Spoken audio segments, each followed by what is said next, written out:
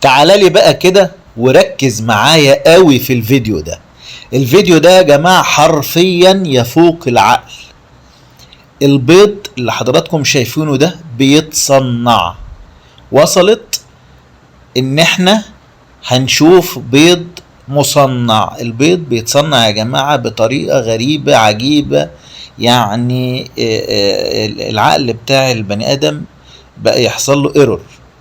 يعني دلوقتي تخيلوا ان انت هتاكل بيض بعد كده مستورد مصنع. طيب ايه الفكرة؟ طبعا دي مزرعة فراخ، وطبعا ده البيض المتصنع. بيضيفوا بقى البيض المتصنع مع البيض الفراخ يعني، ولا البيض المتصنع هيتباع لوحده؟ شايفين البيضة يا جماعة عاملة ازاي؟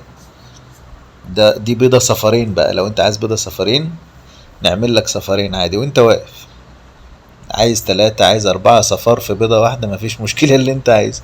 وادي الحقنة، وادي دلوقتي بيحقن الصفار جوه البياض. لكن شايفين يا جماعة الدقة والتركيز يعني ده الجيلاتين اللي بيشتغلوا بيه تقريبا. ودي البيضة بيصبها وبيحطها في المية وبيبدأ يحقن البياض بقى. البياض بعد الايه؟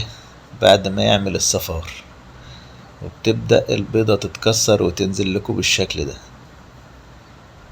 وادي بيجربها بقى على النار. يعني احنا دلوقتي خلاص هنبطل نستنى الفرخة تفقس البيض عادي يعني. ما شاء الله. طب احنا رايحين لفين يعني؟ احنا رايحين على فين يا جماعة؟ منتظر تعليقاتكم طبعا، واللي عنده رأي في الموضوع ده يكتب لنا في